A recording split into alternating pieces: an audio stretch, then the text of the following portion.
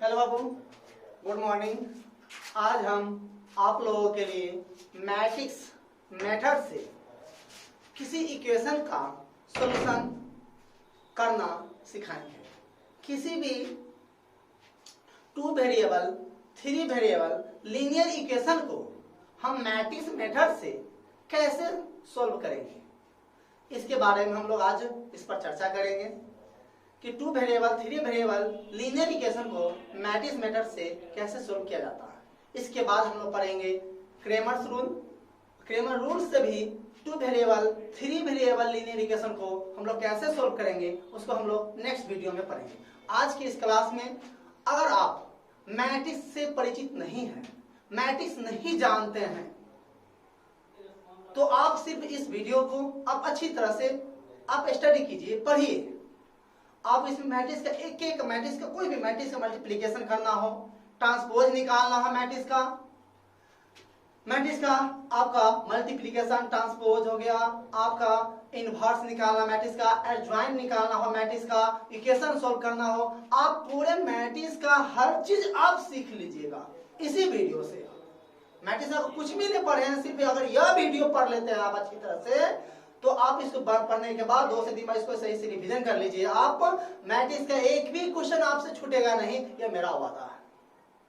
सिर्फ इसको अच्छी से आप स्टडी कीजिए, ध्यान से देखिएगा, लाइन बाय लाइन स्टडी कीजिए, पूरा फुल वीडियो इसको देखिएगा अच्छी तरह से, एंड तक आप देखते रहिए और आप समझिए मैट्रिक्स का इनवर्स, एडजॉइंट, इक्वेशन सॉल्व करना, मल्टीपल निकालना, आपका ट्रांसपोज क्या होता है, हर चीज हम इस वीडियो में हम आज सीख लेंगे।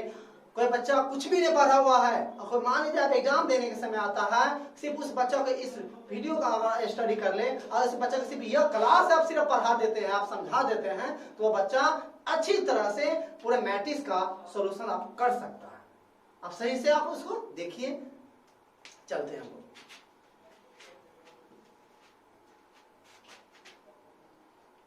आपका टॉपिक है solve 3 variable linear equations bye matrix method.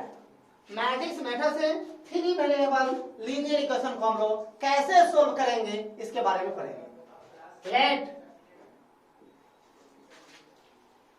a1x plus b1y plus c1z बराबर d1, a2x plus b2y plus c2z बराबर d2, a3x plus b3y plus c3z बराबर d3। बी द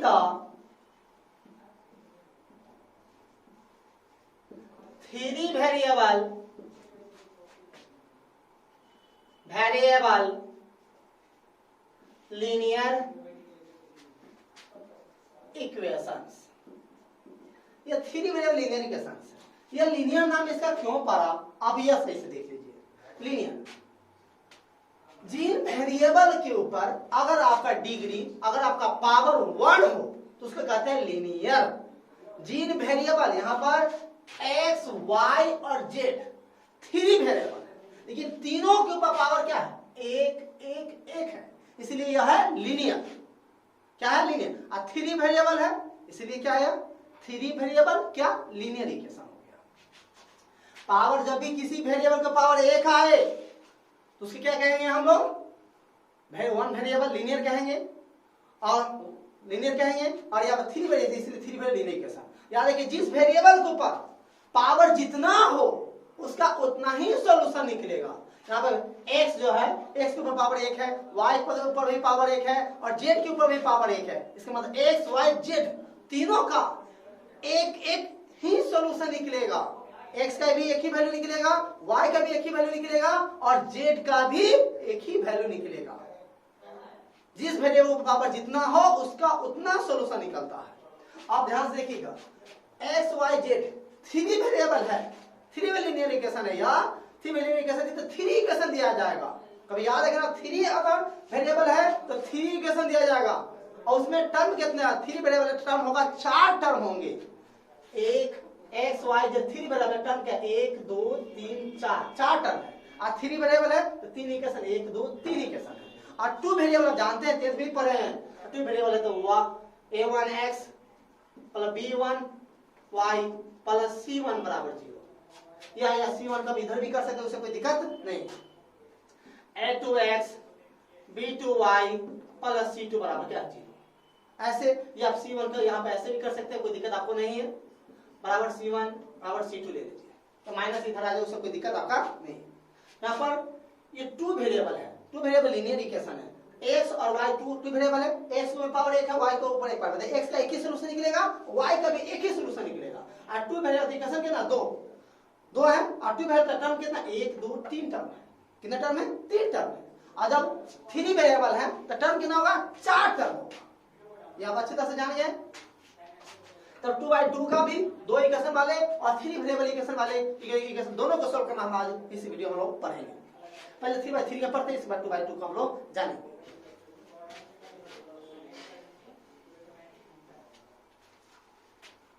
अब इसको थ्री वेरिएबल इक्वेशन दिया जाएगा, उस equation को आपको मैट्रिक्स में आपको कन्वर्ट करना पड़ेगा। इसको हम मैट्रिक्स में कैसे कन्वर्ट करेंगे आप यह देखिए। लेट मानिएगा a इक्वल टू मैट्रिक्स मानिए, कैसे, ध्यान दीजिएगा,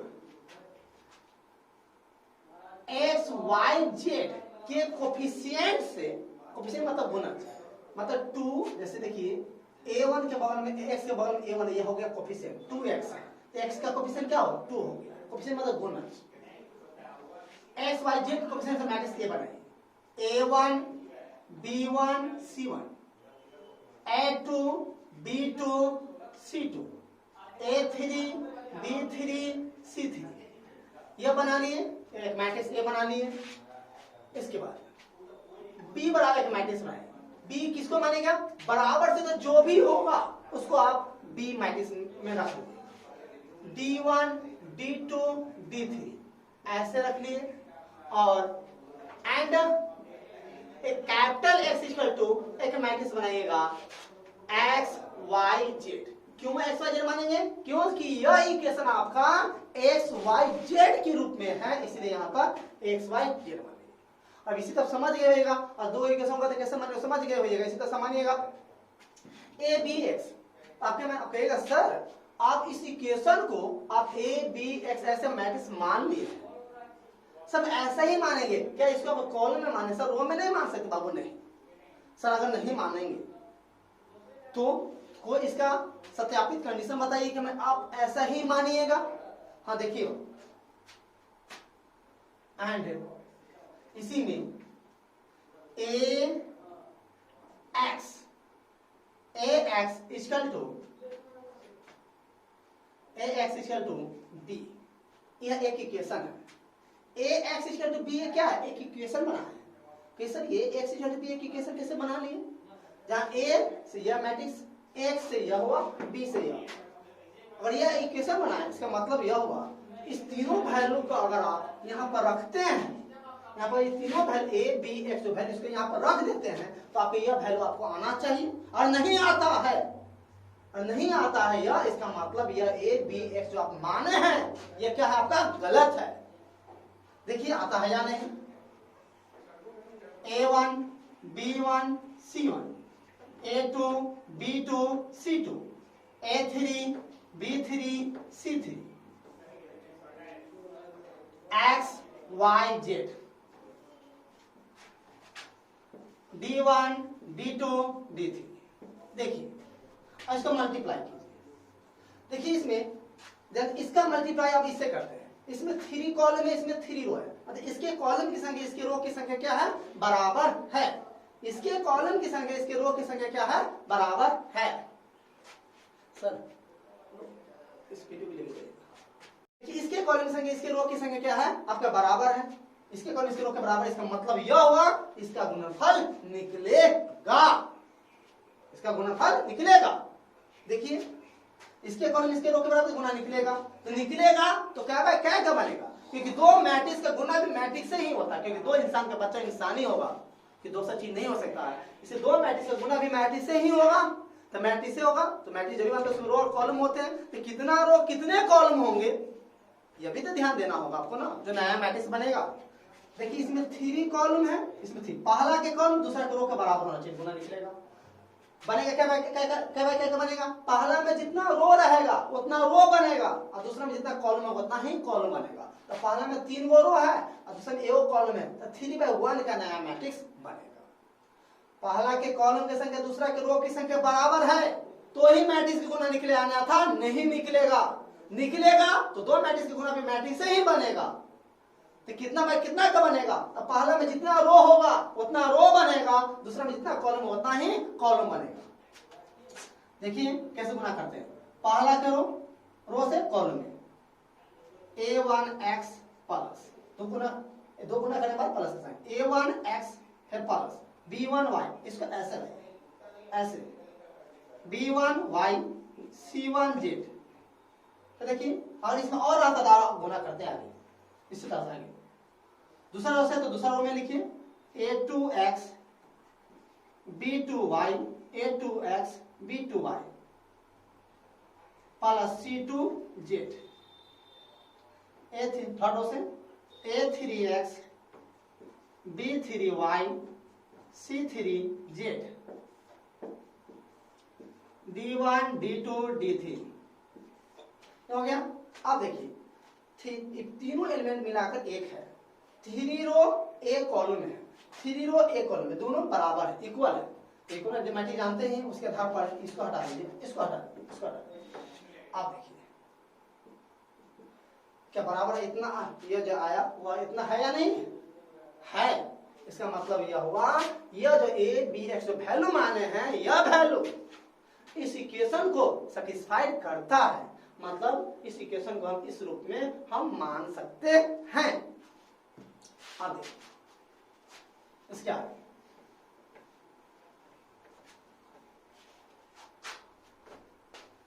देखिए, अब यहाँ पर a इनवर्स है, हम क्या करते हैं a इनवर्स दोनों तरफ मल्टीप्लाई करते हैं, a इनवर्स पहले है तो पहले ही करेंगे, प्री a इनवर्स पहले लिखते हैं, यहाँ पर ax a इनवर्स,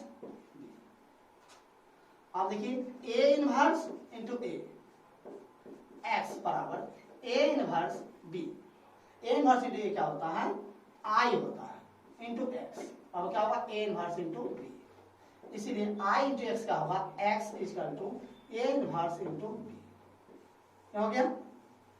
अब x बराबर a इनवर्स इंटू b, अब हमको कोई इस पैटर्न पर कोई भी इक्वेशन दे देगा और कहेगा उस इक्वेशन को मैट्रिक्स मेथड से सोल्व कीजिए, मैट्रिक्स मेथड सोल्व कीजिए, तो आप a तो मान लीजिएगा, b मान लीजिए, x मान लीजिएगा, तो इसमें आप क्या कीजिए इसके बाद इस इक्वेशन पर डाल दीजिएगा, इस इक्वेशन x बराबर है, x को मानते हैं यहाँ पे x y z है, वो यहाँ पर रख दीजिएगा और यहाँ पर रख दीजिएगा x y z।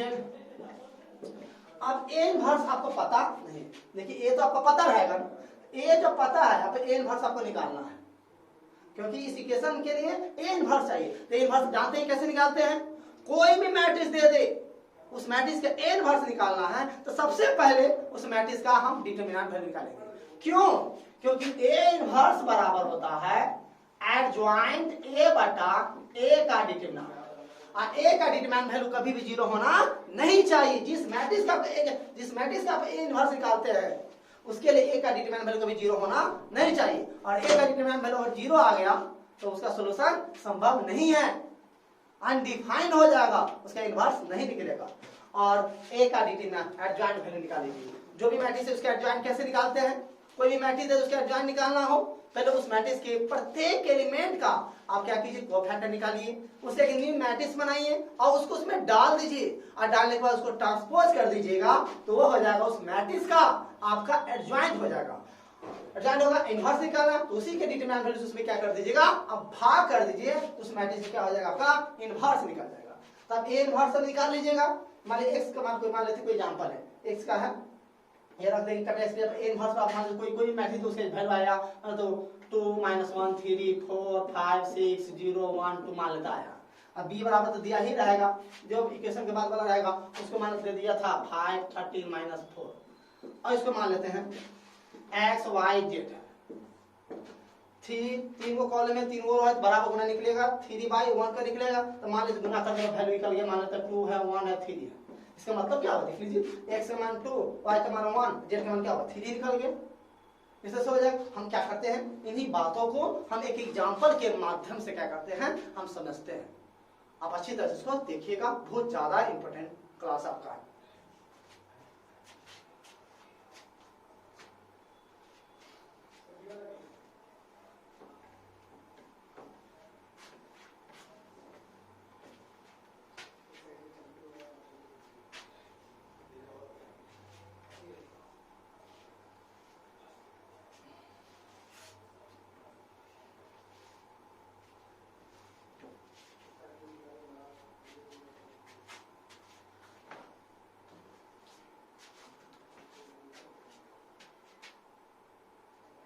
x minus 2x minus 3y plus 5z is equal to 11. 3x plus 2y minus 4z minus 5 x plus y minus 2z minus 3।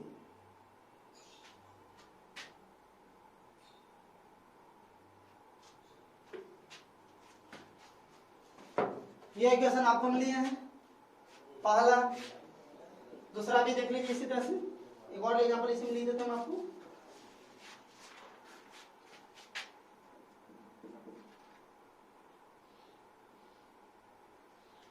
To x plus 5y बराबर 1, 3x प्लस 2y बराबर 7। दोनों equation को हम matrix method से कैसे solve करेंगे देखिए। पहले हम लोग 3/3 के देखेंगे, इसमें 2/2 के देखिएगा। देखिए कैसे बनाएंगे। जो क्वेश्चन है इसके पहले क्या करेंगे हम लोग सॉल्यूशन लिखेंगे, फिर देखिए इसको उतार लेंगे, फिर देखिए इसको क्या कीजिएगा उतार, जो भी क्वेश्चन दिया उसको उतार लीजिएगा। इसको हटा देते हैं, हो गया आपका। इसको उतार लेता बना रहे इसी को, फिर दोबारा आपको लिखना पड़ता, इसीलिए ऐसा नहीं कर रहे हैं, मैं डायरेक्ट इसको क्या करता है बना रहे हैं। अब इसे देखिए इक्वेशन, इसको क्या करते हैं हम लोग पहले मैट्रिक्स मांगते हैं। Let A equal to 2 3 1 2 3 1। अगर मान लीजिए यहाँ पे x पर कुछ नहीं तो 1 है, मान लीजिए x नहीं रहे तो x के बाद क्या होगा 0 होगा, याद रखिएगा। -3 2 1 5 -4 -2। A इक्वल टू मान लिए B इक्वल टू 11 -5 -3, ये B मान लिए। और and capital X equal to क्या हो गया x y z, क्या हो गया। And capital X equal to A inverse B equation, इसको फर्स्ट इतना आपको याद रखिएगा। X equal to capital X equal to A inverse into B, इसको इक्वेशन फर्स्ट मान। अब देखिए हमको इसको मैट्रिक्स मेथड सोल्व करने के लिए हमको x वैल्यू हमको पता है, b का वैल्यू हमको पता है, लेकिन a का इनवर्स हमको पता नहीं है। तब हम क्या करते हैं a का इनवर्स निकालते हैं, और a का इनवर्स आप जानते हैं एडजॉइंट a बाय a का डिटरमिनेंट वैल्यू, और a का डिटरमिनेंट वैल्यू 0 होना नहीं चाहिए। इसलिए हम पहले क्या करते हैं a का डिटरमिनेंट वैल्यू हम पहले निकालते हैं। मैट्रिक्स a का डिटरमिनेंट वैल्यू 2 -3 5 3 2 -4 1 1 -2। इसमें 3 वो रो है 3 वो कॉलम है, इसको 6 तरीका से इसका वैल्यू निकाल सकते हैं, और 6 तरीका से वैल्यू क्या आता है सेम आता है, निकालेंगे किसी एक तरीका से, किसी भी रो किसी भी कॉलम से आप निकाल सकते हैं। ऐसा हम के लिए एक से निकाल रहे हैं फ्रॉम फर्स्ट रो से निकालते हैं। देख लीजिए ये एलिमेंट लेते हैं, ये एलिमेंट 2 लिए, ये एलिमेंट पहला रो पहला कॉलम का सदस्य, पहला रो पहला कॉलम 1 1 2 1 1 2 इवन है, इसीलिए इससे पहले प्लस करते हैं। यह लिए, यह रो खत्म, यह कॉलम खत्म, 2 1 -4 -2 इससे पहला देखिए। अब ये लेते हैं, ये एलिमेंट देखिए, पहला रो दूसरा कॉलम 1 और 2 माइनस में रखिएगा, पहला रो दूसरा कॉलम 1 और 2 3 और है इसलिए माइनस, ये एलिमेंट भी माइनस इसलिए यहाँ पर -3। यह लिए तो यह रो छोड़ दीजिए, यह कॉलम छोड़ दीजिए, 3 1 -4 -2 ये हो गया। इसके बाद ये एलिमेंट देखिए, पहला रो थर्ड कॉलम 1 3 4, यह लेते हैं तो यह रो छोड़ दीजिए, कॉलम छोड़ दीजिए, 3 2 1 1 आया। अब देखिए 2 -4 +4 +3 -6 +4 +5 3 -2 2 × 0 3 × -2 5 × 1 0 -6 +5 क्या होगा -1 इक्वल टू नॉट 0, 0 नहीं आया, इसका मतलब क्या है, यह एक नॉन सिंगुलर मैट्रिक्स है, मतलब क्या है, कंसिस्टेंस है। It is a non singular matrix that is consistence. हो सकता है अब ये इस तरह के यह इक्वेशन दे दे, अब पूछे आपको यह जो इक्वेशन है कंसिस्टेंस है या इनकंसिस्टेंस है, आप पता लगाइए। जब इस तरह से दे दे तो उसे क्या कीजिए, मैट्रिक्स जो बनाइएगा उसी मैट्रिक्स के डिटरमिनेंट वैल्यू आप निकालिएगा। अगर डिटरमिनेंट वैल्यू उसका अगर 0 नहीं आया तो क्या होगा, कंसिस्टेंस होंगे, मतलब क्या होंगे, अविरोधी होंगे, मतलब उसमें x का y का z का एक एक मान ही निकलेगा। स्टेज में पढ़े थे अविरोधी के लिए a1/a2 बराबर नहीं होता है b1/b2, ये देखे थे, एक और केवल एक सॉल्यूशन ही होंगे अविरोधी। उसी तरह से जब भी अगर आपके कोई मैट्रिक्स उसका डिटरमिनेंट वैल्यू अगर 0 नहीं है तो वह नॉन सिंगुलर है, उसके वह कंसिस्टेंस है, उसके x और y और z का एक एक मान ही आपका निकलेगा। ये देख लीजिए कंसिस्टेंस कैसे आता है, कोई इक्वेशन दे देता हूं, ये भी देख लिए। अब हम क्या करते हैं, हमको निकालना डिटरमिनेंट वैल्यू निकाल दिए, मतलब इसका इनवर्स निकलेगा। अगर डिटरमिनेंट वैल्यू 0 आ जाता तो इसका इनवर्स नहीं निकलता। तो हम लोग क्या करते हैं, अब मैट्रिक्स ए के डिटरमिनेंट के प्रत्येक एलिमेंट की क्या करते हैं, को फैक्टर निकालते हैं।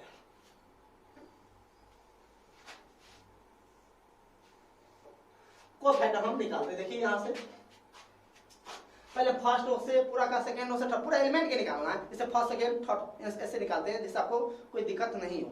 तो पूरा डायरेक्ट पूरे एलिमेंट के भी निकाल सकते हैं। फुलवाले से बचने के लिए हम क्या करते हैं, आपको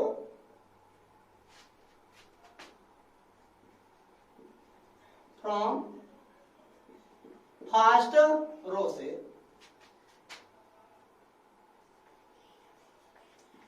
कोफैक्टर ऑफ, इसमें आप ये भी कोफैक्टर निकालते हैं, वो भी सीख लीजिएगा।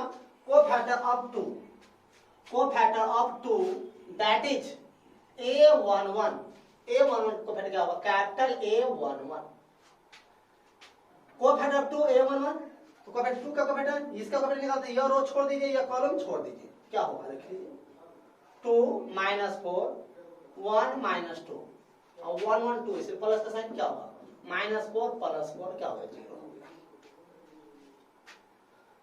Cofactor of -3 that is a12, capital A12 equal to क्या होगा आपका, इस एलिमेंट का यह रो छोड़ दीजिए, यह कॉलम छोड़ दीजिए, 3 -4 1 -2 1 2 3 सिर्फ माइनस क्या होगा, -6 + 4 क्या होगा आपका, बोलिए यहाँ पर 2 हो जाएगा। Cofactor of 5 that is a13, capital A13 इसका जो देखिए क्या होगा, इस एलिमेंट का कोफैक्टर, ये रो छोड़ दीजिए, कॉलम छोड़ दीजिए, क्या होगा, 3 2 1 1 यहाँ पर 1 3 4 इसे प्लस का साइन 3 माइनस 2 इक्वल टू 1। पहला रो से पूरा के निकाल लिए। तो ये सब बहुत लंबा हम लिखना पड़ रहा है। अब तो धैर्य के साथ लंबे ही चलेंगे, गलती नहीं होगा। अच्छा शॉर्टकट में निकालिएगा, शॉर्टकट में नहीं लिखिएगा अपने माइंड से। इधर लड़का सीधे निकालता है क्या A1 A11 A12 इसे निकालता है, थोड़ा मिस्टेक भी हो सकता है, ये थोड़ा लंबा चलते हैं। शॉर्टकट में मैं आपको नेक्स्ट वीडियो में आपको क्या करेंगे सिखाएंगे। किसी मैट्रिक्स का हम लोग 1 मिनट में ए इनवर्स निकालना, एडजॉइन निकालना कैसे निकालते हैं, वो भी हम आपको नेक्स्ट वीडियो में आपको बताएंगे। From second row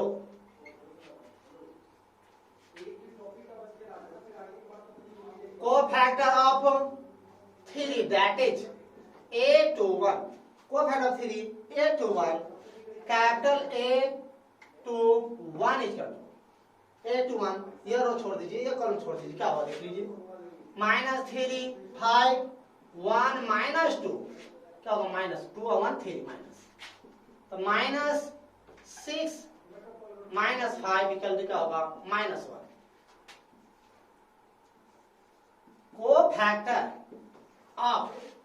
cofactor of 2 that is A22 capital A22 equal to क्या होगा, यह रो छोड़ दीजिए, कॉलम छोड़ दीजिएगा, तो 2 5 1 -2 2 2 4 प्लस का साइन होगा, तो -4 -5 बराबर -9।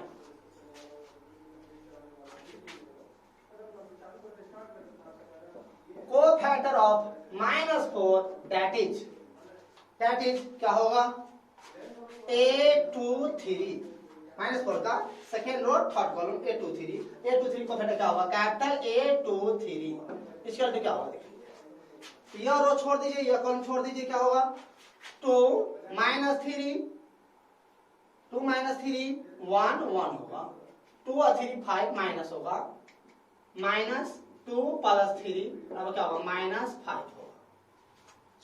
इसके बाद इसके एलिमेंट सेकंड होगा, देखिए अब थर्ड होगा, इसका हम लोग निकालेंगे। थर्ड होगा एक एलिमेंट निकालेंगे हम लोग, देखिए सही से इसका कैसे निकालते हैं।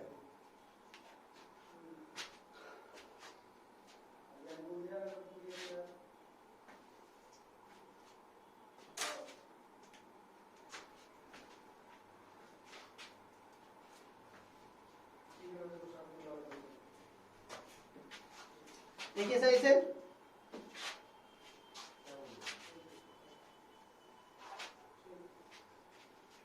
अब हम लोग क्या करते हैं, थर्ड रो के प्रत्येक एलिमेंट का हम लोग कोफैक्टर निकालते हैं। फ्रॉम थर्ड रो से 1 को कोफैक्टर निकालने जा रहे हैं। Cofactor of 1 that is A31, capital A31 equal to क्या होगा कैपिटल 31, इसका निकालते हैं, रो छोड़ दीजिए, यह कॉलम छोड़ दीजिएगा, ये क्या होगा देख लीजिए -3 5 2 -4 3 1 4 इवन है इसलिए प्लस का साइन है, 12 - 10 इक्वल टू क्या होगा आपका 2। इसका दो एलिमेंट और है, यहाँ पर देख लीजिए। Cofactor of 1 that is A32, capital A32 equal to देखिए क्या होगा, इसका निकालते हैं, तो यह रो छोड़ दीजिए, यह कॉलम छोड़ दीजिएगा, क्या होगा 2 5 3 -4 और 3 2 5 और नंबर है इसलिए यहाँ पर माइनस, तो माइनस क्या होगा -8 -15 तो -23 + 23। अब cofactor of -2 that is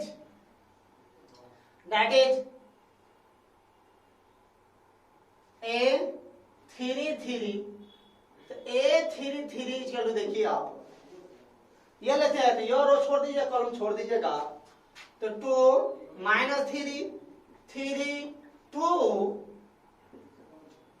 3 3 6 plus even है प्लस का होगा 4 + 9 इसका लिखा 13, अब ये जो एलिमेंट निकाले हैं, कोफैक्ट एलिमेंट निकाले हैं, इन सभी कोफैक्ट एलिमेंट से अब हम एक नया मैट्रिक्स बनाते हैं। क्या करते हैं? नया मैट्रिक्स बनाते हैं। देखिए नया मैट्रिक्स बनाते हैं।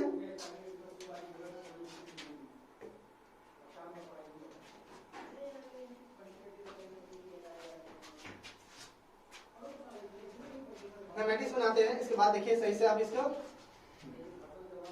यहां से आपको एक पूरा क्या बनाते हैं। यहाँ से हम आपको क्या करते हैं, मिटा देते हैं। याद रखिएगा इसका ए के डिटरमिनेंट वैल्यू क्या है, कितना निकला है, -1 आया।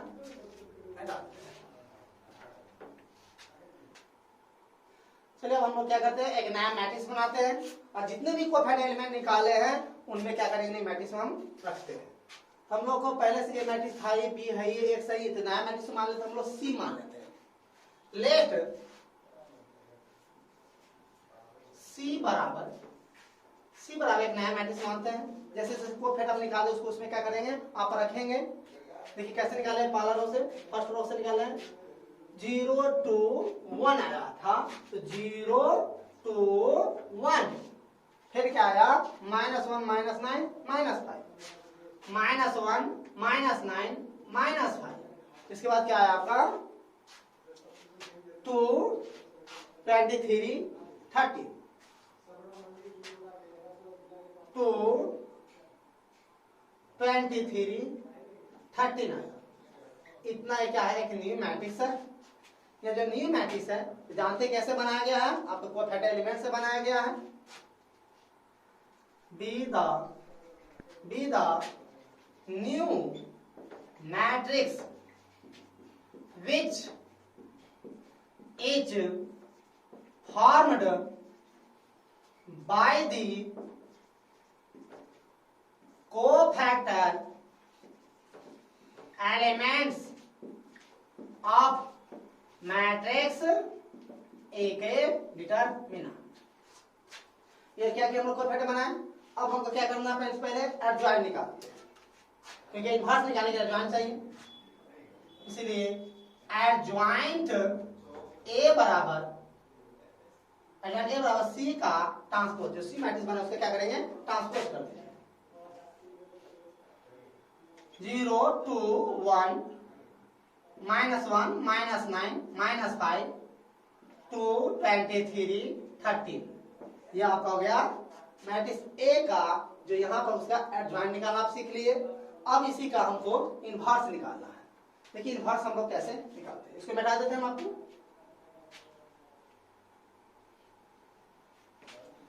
इसके बाद हम लोग इक्वेशन सोल्व करना इसके देखेंगे।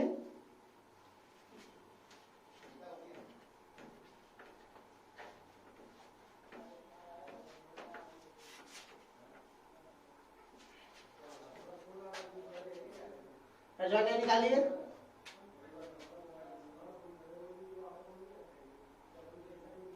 सो ए इनवर्स बराबर क्या होता है, एडजॉइंट ए बटा ए का इनवर्स और ए का डिटरमिनेंट। तो एडजॉइंट ए क्या निकाले आप, 0 -1 2 -9 23 1 -5 30 बाई ए का डिटरमिनेंट है। ए का डिटरमिनेंट क्या है आपका आया था, याद रखिएगा पीछे सब किए थे। ए का डिटरमिनेंट क्या था, -1 था, तो ये क्या आपका -1 हो गया। अब -1 से प्रत्येक एलिमेंट में क्या कीजिए, भाग कर दीजिए। 0 1 -2 -2 9 -23 -1 5 -30। आप ए का इनवर्स निकाल लिए। अब हम क्या करते हैं, देखिए ए का इनवर्स ही निकाले हैं। आप क्या करते हैं, हम इस इक्वेशन में पुट कर देते हैं। Now from equation first we get x equal to A का इनवर्स इंटू बी। x का वैल्यू क्या है आपका, x y z। ए का इनवर्स क्या है, 0 1 -2 -2 9 -23 -1 5 -30।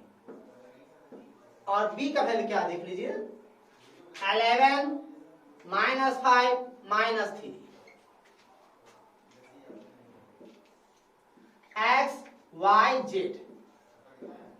अब हम लोग क्या करते हैं, इसका मल्टीप्लाई करते हैं। देखिए इसका मल्टीप्लाई निकलेगा कि नहीं, इसमें पहला का तीन वो कॉलम है, इसमें 3 वो रो है, इसके कॉलम इसके रो के बराबर है, मतलब मल्टीप्लाई निकलेगा। कितना कितना का निकलेगा, इसमें 3 वो रो है, इसमें एक कॉलम है, 3/1 का क्या होगा निकलेगा।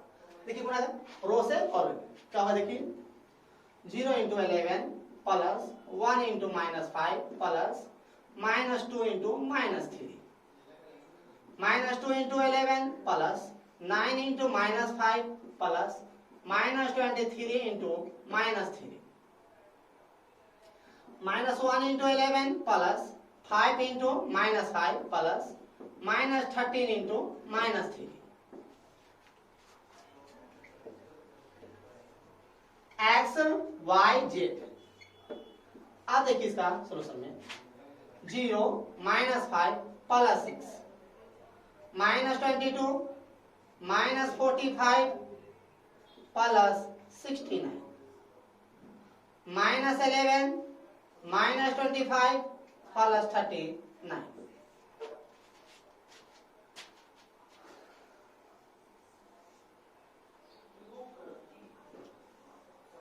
एक्स वाई जेड, देखिए 6 में से 5 गया, 1 45 -20 -22 क्या होगा 67, 60 -67 या 69 क्या होगा 2 होगा। इसके बाद -11 -25 कितना हो जाएगा आपका -516 213 -36 होगा और प्लस 39 क्या होगा 3 होगा। आप बता बोल सकते हैं इसीलिए x equal to 1, y equal to 2 and z equal to 3। अब ये सोल्व कर लिए, इसी को हैंड्स में डाल देना, डाल दीजिएगा हैंड्स x इक्वल इतना y इक्वल z इक्वल इतना। ये वैल्यू सही है या गलत है, यह अगर आपको पता करना हो इसमें रख के देखिए 2 इंटू 1 फिर -3 इंटू 2 तो -6 और 5 इंटू क्या 3 तो 15 और 2 15 इंटू 17 और -6 क्या होगा 17 में से -6 क्या होगा 11 आ गया। हम सेटिस्फाइड हो रहा है और ये आंसर सही है गलत दूसरे भी आप वेरीफाई कर सकते हैं, इसमें रख के वेरीफाई कर सकते हैं। तो आप मैट्रिक्स मेथड से आप इक्वेशन को सॉल्व करना अभी आप देख लिए कैसे सॉल्व करते हैं। इसी को बाबू ये क्वेश्चन जब भी पूछा जाएगा, अगर बिहार बोर्ड का पूछता है तो ये 5 मार्क्स में पूछेगा। अगर ये पूछता है तो 5 मार्क्स में पूछेगा, नहीं तो नहीं पूछेगा। पूछेगा तो 5 मार्क्स में पूछेगा, अन्यथा नहीं पूछेगा। लॉन्ग क्वेश्चन है, थोड़ा ध्यान से थोड़ा स्पीड में क्या लॉन्ग क्या है क्वेश्चन देगा, उसमें मैट्रिक्स बना लेना ABC। उसके बाद क्या करना, इक्वेशन होगा x बराबर a इनवर्स b, उसकी इक्वेशन 1 मान लीजिएगा। इसके बाद मैट्रिक्स का इनवर्स निकालना है, इनवर्स तो ये निकालना है, इनवर्स निकालने के बाद उसी इक्वेशन फिर डाल देना, सोल्व कर देना, क्वेश्चन आपका क्या होगा बन जाएगा। यह है। इसी में अगर 2/2 का हो तो उस पर एग्जांपल क्या करते हैं हम देख लीजिए।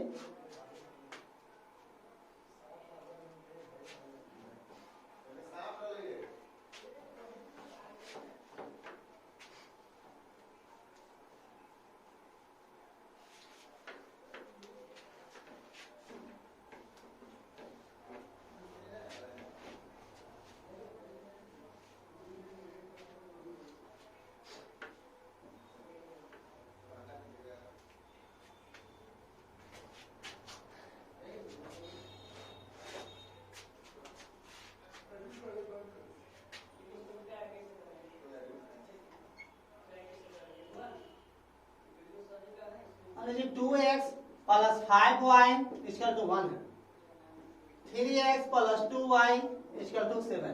और इसको अगर सोल्व करना मैट्रिक्स मेथड से तो आप लोग कैसे सोल्व कीजिएगा, पहले इसका सॉल्यूशन देखो उतार लीजिएगा। लेट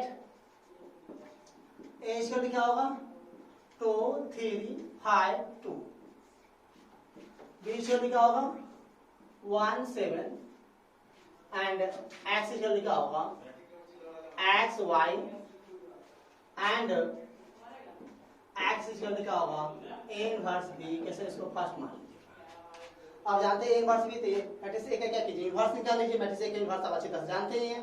पहले a का डिटरमिनेंट वैल्यू निकालेंगे, उसके बाद प्रत्येक में निकल उसको कोफिशिएंट निकालेंगे, मैट्रिक्स बनाएंगे, उसको उसमें डालेंगे, ट्रांसपोज कर एडजॉइन निकलेगा, उसी डिटरमिनेंट से वैल्यू से भाग कर देंगे तो एक इनवर्स निकल जाएगा। इसको इसमें डाल दीजिएगा, सॉल्व कीजिए, आपका बन जाएगा। अगर ये पूछे कंसिस्टेंस है कि इनकंसिस्टेंस है तो आप लोग कैसे कीजिएगा? पहले इसका देखिए, ए का डिटरमिनेंट वैल्यू निकालिएगा 2 5 3 2 4 माइनस 15 क्या होगा -11, इसका बिल्कुल नॉट चाहिए, मतलब जीरो नहीं आ रहा। जीरो नहीं आ रहा मतलब क्या आया? नॉन सिंगुलर मैट्रिक्स है, कंसिस्टेंस है, आप इसको कर सकते हैं। क्या हो गया? ये इसी 10th में इसी को पढ़े थे आप लोग। इसके क्या है? x और y का एक और केवल एक ही हल निकलेगा। इस 10th में देखिए 2/3 बराबर 5/2, क्या दोनों बराबर है? नहीं है। ये क्या है? क्या है? अविरोधी समीकरण जिसका एक और केवल एक हल ही निकलेगा। अब हम लोग नेक्स्ट वीडियो में पढ़ेंगे क्रेमर्स रूल्स के माध्यम से इसी 2 वेरिएबल लीनियर इक्वेशन या 3 वेरिएबल लीनियर इक्वेशन को हम लोग कैसे सॉल्व करते हैं, हम लोग क्रेमर रूल्स के माध्यम से हम लोग क्या करेंगे नेक्स्ट वीडियो में पढ़ेंगे। Take care.